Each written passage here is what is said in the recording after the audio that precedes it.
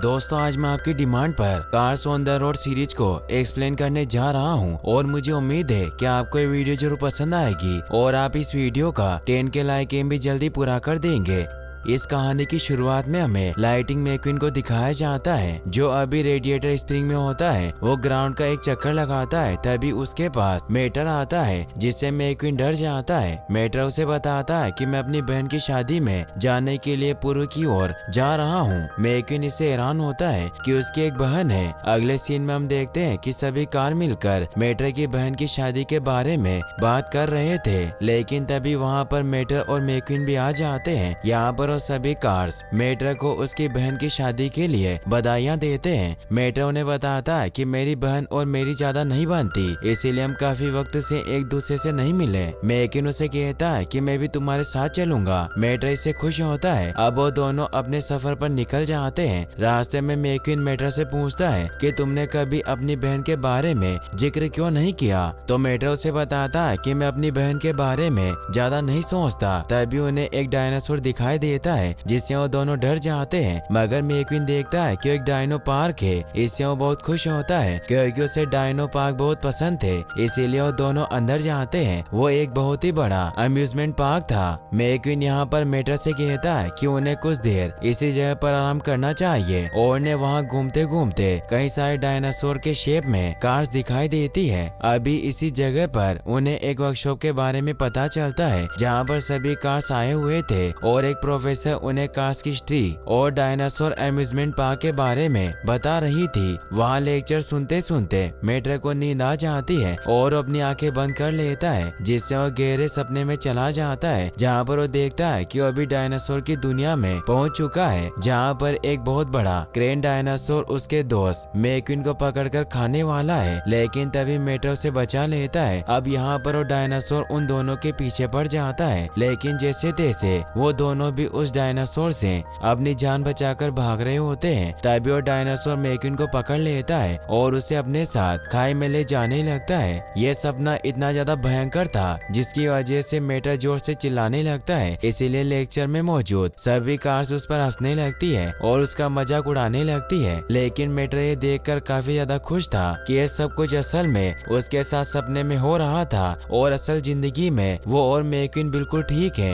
अब वो वहाँ से निकलने लगते हैं, लेकिन तभी मेटर के एक डमी डायनासोर से टकराने की वजह से वो नीचे गिरने लगता है, जिससे मेटर बहुत ज्यादा डर जाता है और वो दौड़ते हुए वहाँ से निकल जाते हैं। अब वो ड्राइव करते करते काफी दूर आ चुके थे। अब रात भी हो चुकी थी और आसमान में बिजली भी कड़कना शुरू हो जाती है। यहाँ पर वो दोनों रात गुजारने के लिए अपने रहने का ठिकाना ढूंढने लगते हैं, जहाँ पर उन्हें पास ही में एक अनजान होटल दिखाई देता है। वो दोनों उस होटल में जाते हैं जहाँ पर एक बड़ी ही अजीब सी कार जो कि उस होटल का मैनेजर था उन्हें रूम दिखाने लगता है। मेटर को उस मैनेजर का स्वभाव अच्छा नहीं लगता और उसे होटल भी काफी ज्यादा डरावना लगता है, इसीलिए ये बात मैक्विन को बता देता है। लेकिन मैक्विन उसकी बातों पर ज्यादा ध्यान नहीं देता और कहता है कि सिर्फ उसके मन का वहम है।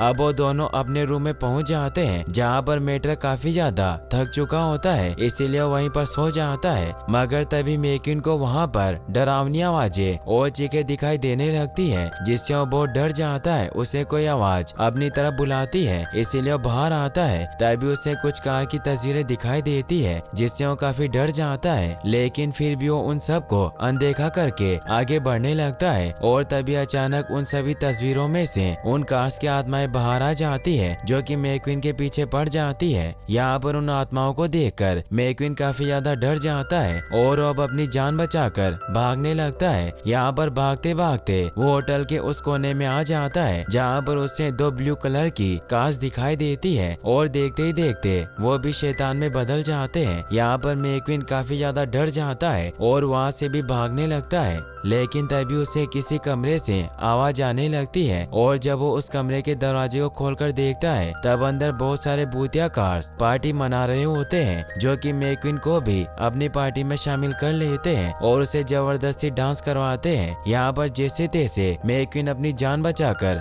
भागना चाहता है, लेकिन तभी उसे एक और भूतिया कार दिखती है जिसके इंजन से आग निकल रही थी। अब वो भी मैक्वीन के पीछे पड़ जाती है, जिससे बचते हुए मैक्वीन काफी तेजी से भागने लगता है और अचानक एक दरवाजे के जरिए किसी बहुत ही डरावनी जगह पर चला जाता है और वहाँ पर उसके पीछे कई सारी कार्स की आत्माएं पड़ जाती है। लेकिन फिर से एक और दरवाजे के जरिए मैक्वीन उसी होटल में आ जाता है। अभी यहाँ पर इतना सब कुछ होने के बाद मैक्वीन काफी ज्यादा डर चुका था, इसीलिए वो तुरंत मेटर के पास अपने रूम में आ जाता है और उसकी वहीं पर आग लग जाती है। कुछ ही समय में सुबह हो जाती है और मेटर उसे जगा देता है। यहाँ पर मेटर मैक्वीन से कहता है कि उसे काफी ज्यादा अच्छी नींद आई और वो इस होटल से बिल्कुल नहीं जाना चाहता, लेकिन मैक्वीन काफी ज्यादा डर जाता है और उससे कहता है कि हमें अभी के अभी इस होटल से निकलना है। इसीलिए वो लोग जल्दी से जल्दी उस होटल से निकलने की तैयारी करते हैं। अब जैसे ही वो लोग वहाँ से चले जाते हैं, तब रिसेप्शन पर एक लेडी कार अपने साइड वाली तस्वीर को देखते हुए कहती है कि तुमने फिर से मेहमानों को परेशान करना शुरू कर दिया रेंडी। और तभी वहाँ पर उस तस्वीर से रेंडी का भूत आ जाता है और जोर जोर से हंसने लगता है। वहीं मैक्वीन और मेटर अपने डेस्टिनेशन की तरफ बढ़ रहे होते हैं। वो दोनों आपस में कुछ बातें भी कर रहे थे। यहाँ पर ड्राइव करते करते वो लोग एक जगह पर पहुँच जाते हैं जिसका नाम होता है सोल्व फ्लैट्स। उन दोनों को ये जगह काफी ज्यादा अच्छी लगती है, इसीलिए वो कुछ देर यहाँ पर घूमने का प्लान बनाते हैं। आगे हम देखते हैं कि उस जगह पर उन्हें कई सारी मॉडिफाइड कार्स दिखाई देती है जो कि दिखने में काफी ज्यादा एडवांस लग रही थी। असल में वो सभी कार्स एक रेस की तैयारी कर रहे थे, इसीलिए उन्होंने खुद को कई सारे जेट्स और हाईटेक इंजन लगा दिए थे ताकि वो लोग रेस में जीत पाए। यहाँ पर मैक्वीन अपने दोस्त मेटर को उन सारी कार्स के बारे में बताने लगता है कि कैसे इस रेस में वही कार जीतेगी जो काफी ज्यादा स्पीड से भाग पाएगी। अब ये बात सुनकर मेटर को भी उस रेस में पार्टिसिपेट करने का मन करता है। तभी वहाँ पर उन्हें दो कार ब्रदर्स दिखाई देते हैं जो कि असल में कार मॉडिफायर्स थे।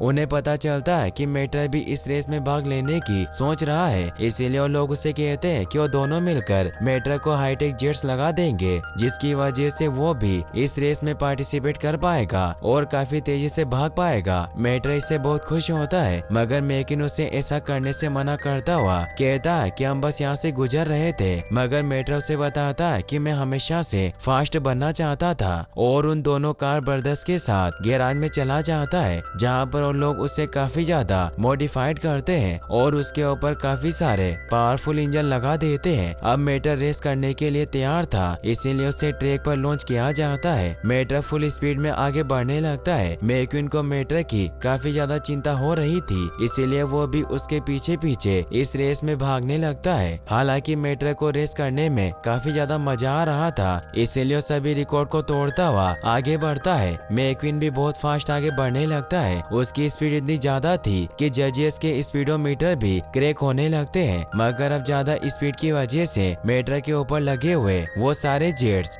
और नटबोल्ट सब निकलने लगते हैं और एक एक करके उसकी बॉडी से अलग होने लगते हैं। मैक्वीन इससे काफी ज्यादा घबरा जाता है। तभी अचानक टाइम फ्रीज हो जाता है और उसकी आत्मा अपनी बॉडी से निकलकर soul of the speed demon से मिलती है जो कि मौत का फरिश्ता था। यहाँ पर वो फरिश्ता मेटर से कहता है कि तुम इतनी स्पीड से ड्राइव कर रहे थे जिसकी वजह से तुम्हारी मौत होने वाली थी और अब कुछ ही समय में तुम मरने वाले हो, इसीलिए मैं तुम्हें लेने आया हूँ। यहाँ पर मेटर उस फरिश्ते की बात टाल देता है और कहता है कि मैं इस रेस को जीत कर ही रहूंगा और उससे पहले मैं बिल्कुल नहीं मर सकता। इसीलिए मेटर फिर से अपनी बॉडी में जाने की कोशिश करता है और फाइनली वो जब अपनी बॉडी में चला जाता है तब टाइम अचानक फिर से शुरू हो जाता है। मेटर की इन हरकतों की वजह से मौत का फरिश्ता भी हार मान लेता है और वहाँ से गायब हो जाता है। अब मेटर किसी तरह अपने हुक से खुद को मरने से बचा लेता है। मैक्वीन भी इससे खुश होता है। फिर जब वो ग्राउंड पर आता है तो दोनों मैकेनिक भाई उसके पास आकर बताते हैं कि तुमने सभी रिकॉर्ड तोड़ दिए हैं और तुम विनर बन चुके हो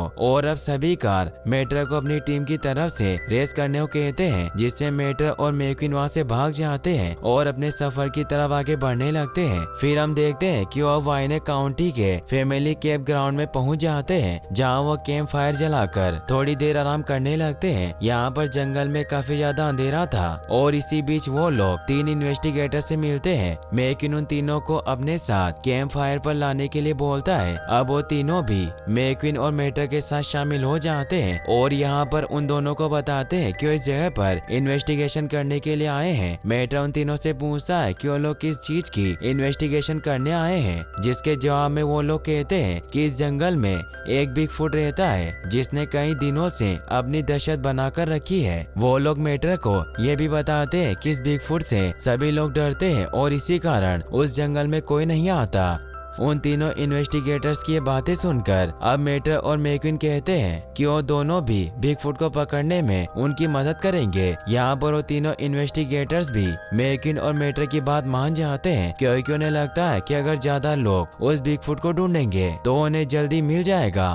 अब प्लान के मुताबिक वो सभी जंगल के अलग अलग कोने में उस बिगफुट को ढूंढने चले जाते हैं, लेकिन जिस जगह पर मैक्विन बिगफुट को ढूंढ रहा था उसे किसी की आवाज सुनाई देती है और वो देखता है कि कोई बहुत बड़ी चीज झाड़ियों के बीच से गुजर रही है। अब देखते ही देखते वो चीज सीधे मैक्विन पर हमला करने के लिए उसके पीछे भागने लगती है, जिसके बचाव में मैक्विन भी बड़ी तेजी से भागने लगता है। इसी बीच पेड़ से टकराने की वजह से मैक्विन की हेडलाइट भी टूट जाती है, जिसकी वजह से वहाँ काफी अंधेरा हो जाता है और उसे कुछ दिखाई नहीं देता। अब वहाँ पर वो बिगफुट मैक्विन के सामने आ जाता है और मैक्विन उससे बचने के लिए फिर से भागने लगता है, लेकिन वो एक पेड़ से टकराने की वजह से बेहोश हो जाता है। अब जब उसको होश आता है तो खुद को एक घर में बंधा हुआ पाता है। यहाँ पर उसे लगता है कि उस बिगफुट ने उसे पकड़ लिया है और अब वो उसे मारने वाला है, लेकिन तभी हम देखते हैं कि वो बिगफुट कोई और नहीं बल्कि एक मॉन्स्टर ट्रक था, जो कि इतने समय से लोगों को बिगफुट बनकर डरा रहा था। यहाँ पर मैक्विन उस मॉन्स्टर ट्रक से पूछता है कि तुम ये सब क्यों कर रहे हो, जिसके जवाब में वो मॉन्स्टर ट्रक बताती है कि मेरा नाम आईवी है और मैं एक स्टंट परफॉर्मर थी। एक दिन स्टंट परफॉर्म करते समय मैंने एक कार को कुचल दिया, जिसकी वजह से मुझे अब परफॉर्म करने से डर लगने लगा, इसीलिए मैं इस जंगल में भाग आई ताकि मैं शांति से रह सकूं। लेकिन यहाँ पर मेरे पीछे वो तीनों इन्वेस्टिगेटर्स पड़ गए, जो कि मुझे पकड़ना चाहते हैं, क्योंकि उन्हें लगता है कि मैं बिगफुट हूँ। और जब उनकी बातें चल रही होती है कि तभी मेट्रो मैक्विन को ढूंढते ढूंढते वहाँ पर पहुँच जाता है और वो देखता है कि असल में वो मॉन्स्टर ट्रक ही बिगफुट है। यहाँ पर अब मेट्रो को भी सारी बात पता चल जाती है और अब वो तीनों मिलकर उन इन्वेस्टिगेटर से पीछा छुड़ाने के लिए आईवी की मदद करते हैं और एक प्लान बनाना शुरू करते हैं ताकि वो इन्वेस्टिगेटर डरकर यहाँ से भाग जाए। सीन शिफ्ट होकर हमें वो तीनों इन्वेस्टिगेटर्स दिखाए जाते हैं जो कि बिगफुट को ढूंढ रहे थे। यहाँ पर प्लान के मुताबिक आईवी, मेट्रो और मैक्विन बड़ी चालाकी से उन तीनों इन्वेस्टिगेटर्स को पकड़ लेते हैं और मैक्विन उनके सामने एक एलियन का बेस बनाकर जाता है ताकि वो लोग डर जाए। वहीं दूसरी तरफ मेट्रो ऐसा दिखाता है कि जैसे उसे एलियंस ने पकड़ लिया हो और आईवी भी एक बड़े से एलियन के बेस में उनके सामने आ जाती है। इन तीनों का प्लान सक्सेसफुल होते हुए नजर आ रहा था, क्योंकि वो तीनों इन्वेस्टिगेटर बुरी तरीके से डर चुके थे और तुरंत अपनी जान बचाकर वहाँ से भाग जाते हैं। मेट्रो और मैक्विन अब वहाँ से निकलने लगते हैं, मगर तभी आईवी उनके पास आ जाती है, क्योंकि आईवी को मेट्रो और मैक्विन की दोस्ती पसंद आई थी, इसीलिए वो भी अब उनकी दोस्त बनना चाहती थी। वो उन्हें कहती है कि मैं भी तुम्हारे साथ चलना चाहती हूँ, क्योंकि मैं यहाँ बोर हो चुकी हूँ। मेट्रो और मैक्विन भी इससे खुश होते हैं और अब वो तीनों साथ में अपने सफर पर निकल जाते हैं। अगले दिन हम देखते हैं कि वो तीनों कार वॉशिंग सेंटर आए हुए थे, क्योंकि इतने समय तक जंगल में रहने की वजह से आईवी काफी ज्यादा गंदी हो चुकी थी, इसलिए उसे वॉश की जरूरत थी। वहाँ पर वॉशिंग सेंटर पर एक कार आईवी को उस वॉशिंग मशीन के अंदर डाल देता है, जिससे बाहर निकलने के बाद आईवी एकदम चमकने लगती है और बहुत ज्यादा खुश नजर आती है। वो इस बात के लिए मैक्विन और मेट्रो को थैंक यू कहती है, क्योंकि उन दोनों ने उसकी इतनी ज्यादा मदद की थी। आगे हम देखते हैं कि वो तीनों फिर से सफर पर निकल पड़े हैं और आपस में बातें भी कर रहे होते हैं, जहाँ पर आईवी उन दोनों को अपने बारे में कई सारी चीजें बताने लगती है। यहाँ पर वो लोग चलते चलते एक सर्कस के पास पहुँच चुके थे, इसीलिए आईवी और मेट्रो डिसाइड करते हैं कि वो लोग कुछ देर इस सर्कस में घूमेंगे। लेकिन यहाँ पर मैक्विन उस सर्कस के अंदर बिल्कुल नहीं जाना चाहता था, क्योंकि उसे बचपन से क्लाउन से डर लगता था। अब न चाहते हुए भी मैक्विन को उन दोनों के साथ सर्कस के अंदर जाना पड़ता है। यहाँ पर वो तीनों कई सारे जोकर कार से मिलते हैं और बाकी कार्स की रेस को भी देखते हैं जो कि उस सर्कस में स्टंट परफॉर्म कर रहे थे।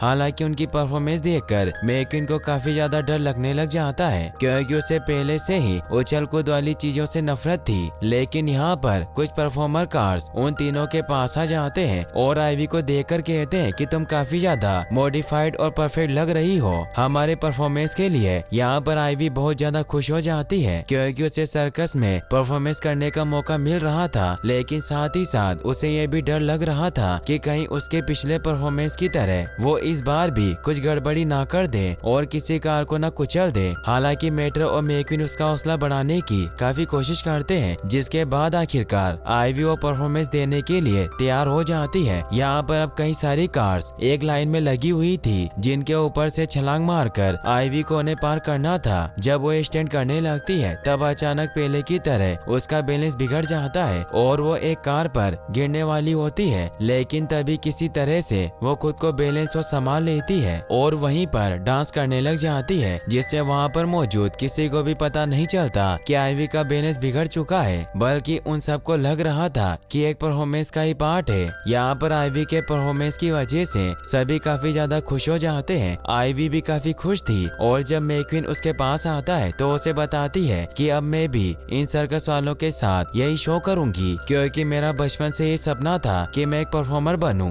मैक्विन भी उसकी बात समझ जाता है और अब मेट्रो और मैक्विन आईवी को यही छोड़कर अपने आगे के सफर पर निकल पड़ते हैं। इसी बीच आईवी एक बार फिर से उन दोनों को शुक्रिया कहती है और उसके बाद वो दोनों वहाँ से चले जाते हैं। वो लगातार आगे बढ़ रहे होते हैं। वो एक ऐसी जगह पर पहुँच जाते हैं जहाँ पर बहुत सारे ट्रक्स मिलकर आराम कर रहे थे। मैक्विन सामान लेने के लिए अंदर स्टोर में चला जाता है, तभी मेट्रो वहाँ घूमकर सभी ट्रक को देखने लगता है और उसे बहुत बुरा लगता है क्योंकि वो खुद एक ट्रक था और उसके मुकाबले बाकी सारे ट्रक्स काफी ज्यादा एडवांस और वेल मेंटेड लग रहे थे। यहाँ पर वो अब काफी ज्यादा दुखी हो जाता है, लेकिन तभी हम देखते हैं कि उसे दुखी देखकर बाकी सभी ट्रक्स उसके पास आ जाते हैं और उसे मनाने के लिए गाना गाने लगते हैं। यहाँ पर वो सब ट्रक्स अपने गाने के जरिए मेट्रो को बताने की कोशिश करते हैं कि ट्रक्स कितने ज्यादा इम्पोर्टेंट होते हैं और वो हर काम को कर सकते हैं। यहाँ पर हमें एक बहुत ही मजेदार परफॉर्मेंस दिखाई जाती है और उन ट्रक्स का काफी अच्छा गाना दिखाया जाता है, जिसके दौरान वो सब ट्रक्स अपनी अपनी खूबियां बताते हैं और ट्रक्स की इम्पोर्टेंस बताते हैं कि किसी ट्रक का काम छोटा या बड़ा नहीं होता।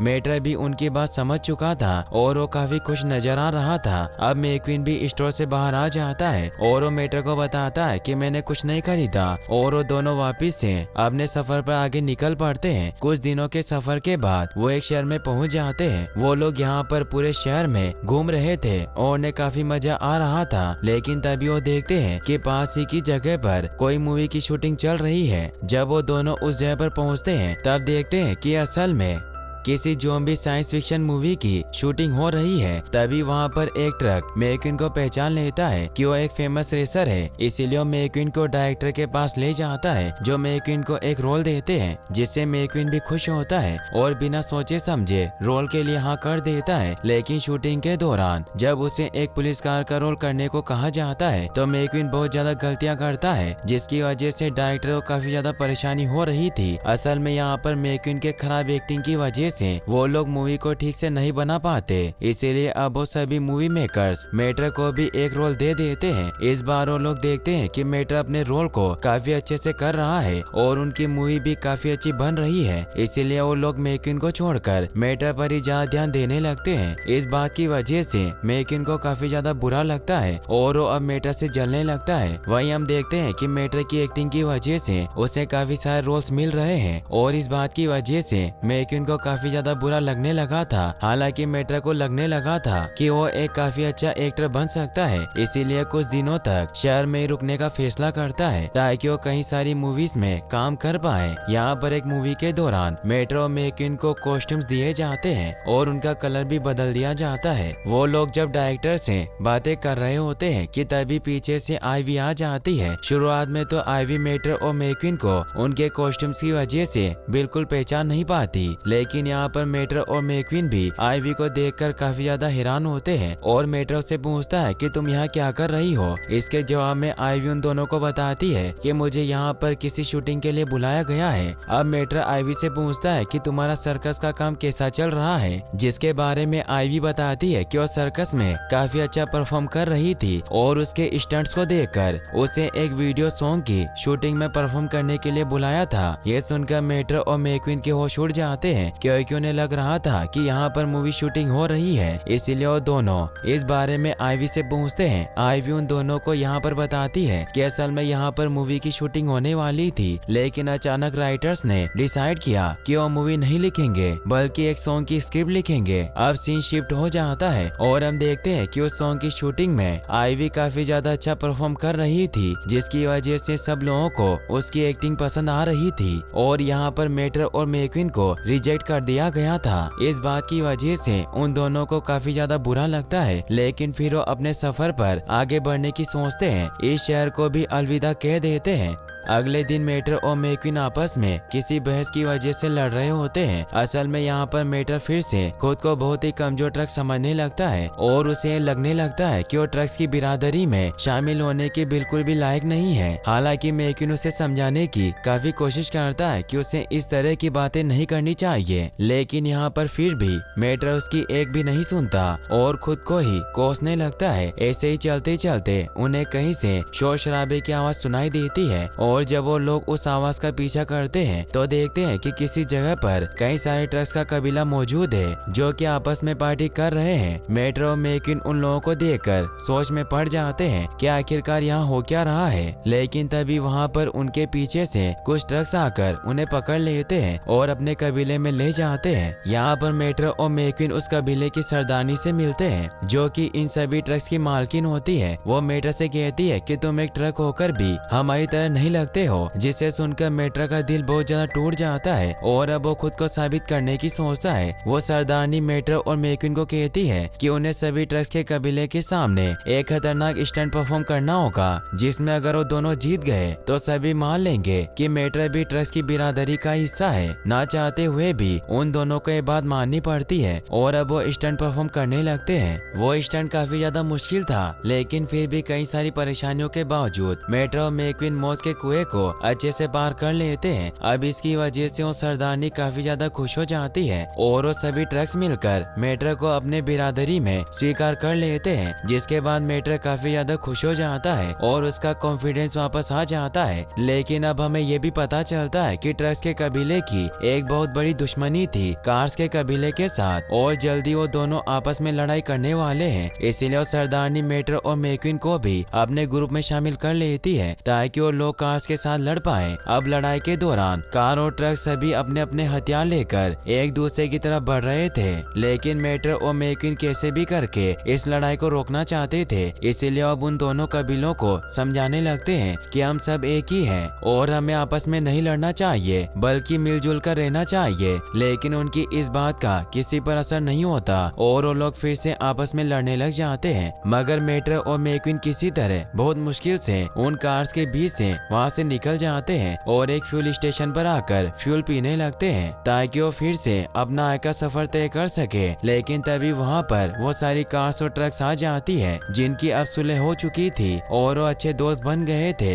यहाँ पर असल में कार्स और ट्रक्स ने मेट्रो और मैक्वीन की बात मानकर आपस में दोस्ती कर ली थी। इससे अब मेट्रो और मैक्वीन भी काफी ज्यादा खुश हो जाते हैं अब क्योंकि मेट्रो ने भी ट्रक्स की दोस्ती कार्स के साथ करवाई थी, इसीलिए वो भी खुद पर काफी प्राउड फील कर रहा था। अब वो वापस आगे बढ़ने लगते हैं और आखिरकार अपने इतने दिनों के सफर के बाद वो फाइनली वेडिंग डेस्टिनेशन पर पहुंच चुके हैं। ये बहुत ही बड़ी जगह थी जहां पर कई सारे मेहमान आए हुए थे और ये मेट्रो का बचपन का घर भी था। यहाँ पर सब कुछ इतना आलीशान देखकर मैक्वीन को पता चलता है कि मेट्रो असल में बहुत ही रईस खानदान से है और उसके माँ बाप के पास कहीं ज्यादा पैसा था। तभी वहाँ क्रूज भी आ जाती है जो मैक्वीन को देखकर बहुत खुश होती है। मैक्वीन भी उसे देखकर बहुत खुश होते हैं। मैक्वीन उससे पूछता है कि तुम यहाँ क्या लेने मिलने आई हो। तो क्रूज उसे बताती है कि मेरा चचेरा भाई माटेओ शादी कर रहा है किसी सनकी के साथ। तो मेट्रो से बताता है कि वो सनकी मेरी बहन माटो है। मैक्विन अब क्रूज से बात करने लगता है। वो उससे पूछता है कि तुमने अपने रेसिंग के ऑफ सीजन में क्या किया।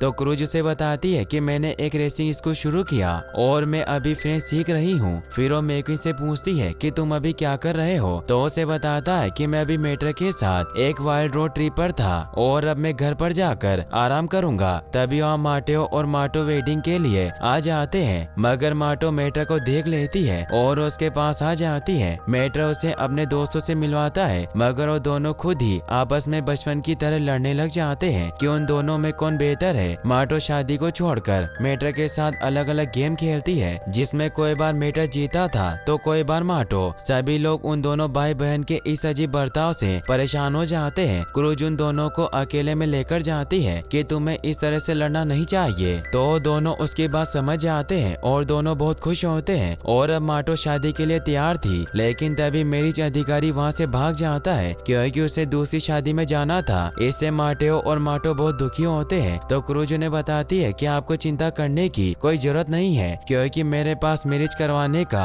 लाइसेंस है, इसीलिए मैं आपकी शादी करवा सकती हूँ। फिर वो दोनों की शादी करवा देती है, जिससे सभी खुश होते हैं। अब मेट्रो सभी को एक स्पीच देता है। वो उन्हें बताता है कि मैं काफी समय से अपनी बहन से अलग रहा, लेकिन अब मुझे इस बात का पछतावा है क्योंकि हमारे पास बहुत कम वक्त बचा है। हम धीरे धीरे बूढ़े हो रहे हैं, इसीलिए मैं सभी से यही कहना चाहूंगा कि हमें अपने अधिकतम समय का उपयोग उन लोगों के साथ करना चाहिए जिनकी हम परवाह करते हैं, और हमें अपने जीवन की कठिनाइयों से भागना नहीं चाहिए क्योंकि यही हमें जीवन जीने का सही तरीका सिखाते हैं। मैक्विन भी मेट्रो की इस बातों से एग्री करता हुआ खुश होता है। अब मेट्रो और मैक्विन वापस घर जाने के लिए निकलने लगते हैं और वो क्रूज को अलविदा करके वहाँ से निकल जाते हैं। और यहीं पर ये सीरीज फाइनली एंड हो जाती है। गाइस, अगर आपको ये वीडियो अच्छी लगी हो तो इस वीडियो का 10 के लाइक एम जरूर पूरा कर दें। साथ ही इस चैनल को सब्सक्राइब करने के लिए आपका तहे दिल से शुक्रिया। Thanks for watching.